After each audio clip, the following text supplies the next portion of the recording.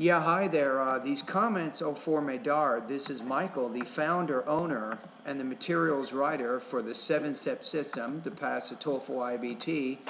And it looks like you have some questions, so this is why I'm going to do this by video. And there's probably a few people at my YouTube website and other students also who probably might have similar questions as to what you're going to ask me right now. So you wrote in the discussion thread comments, I am requesting hereby for your advice on my pronunciation and plan for completion of all sections before my TOEFL day. All right, let's see what you have to say. You recommended some lessons to me that I need to improve on my pronunciation in order to reach the goal of 5 points out of 7.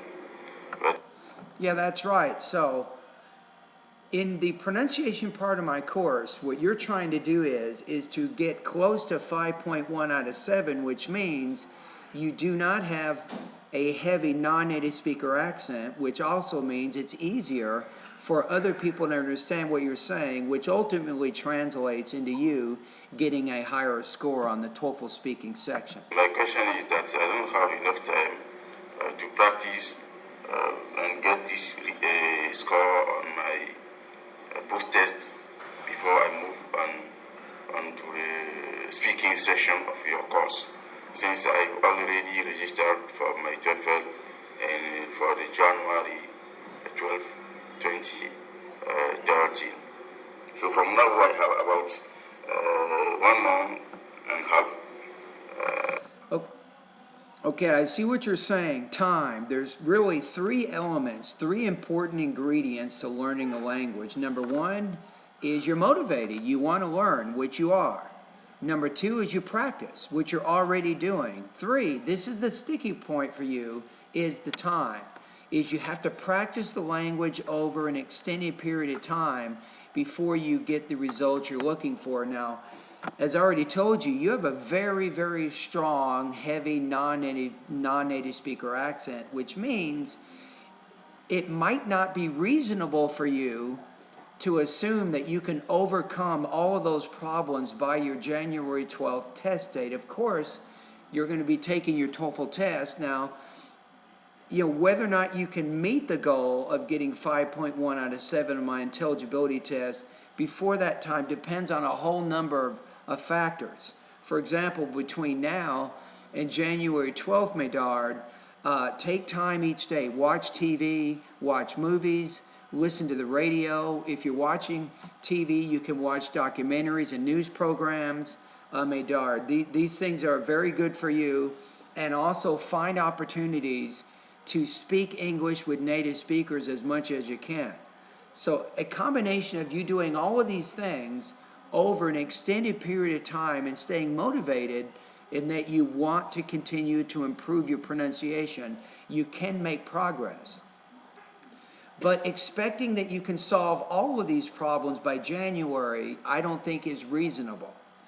So even if you take the TOEFL test January 12th, I strongly suggest that you keep using my website even for several months after that, because you still have a lot of problems that you want to work on. Now, of course, you can do whatever you want. I'm just giving you some suggestions.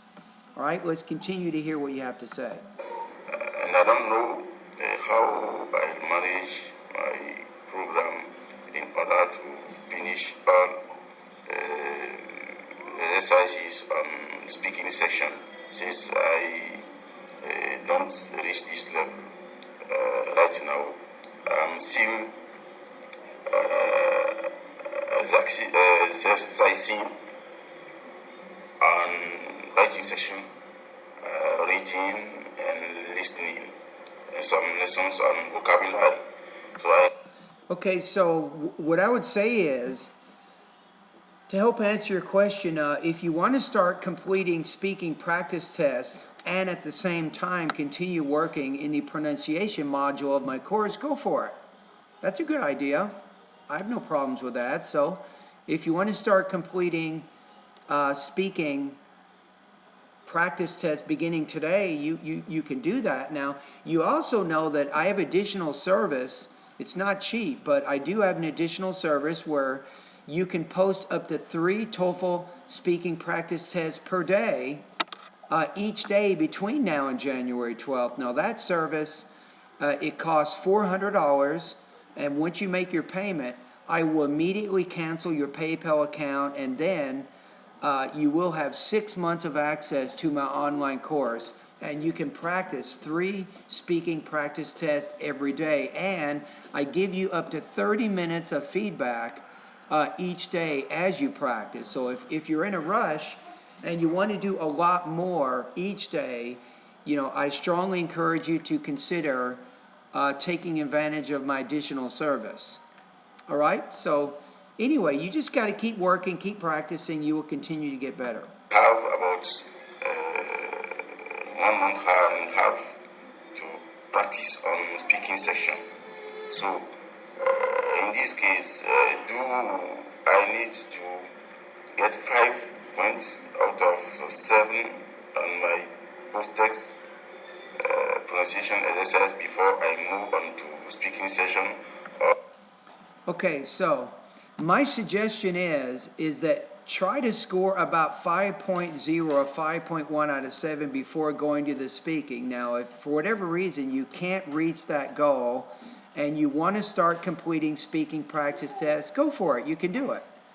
Now, obviously, I can't guarantee that you're going to score 26 out of 30 without having reached 5.1 out of 7, right?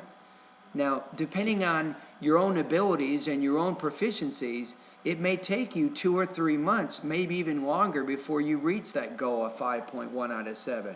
So again, like I said a minute ago, if you want to begin working on the speaking part of my course, you can go right ahead. Or can I go on to speaking session pending further practice on pronunciation? Thank you.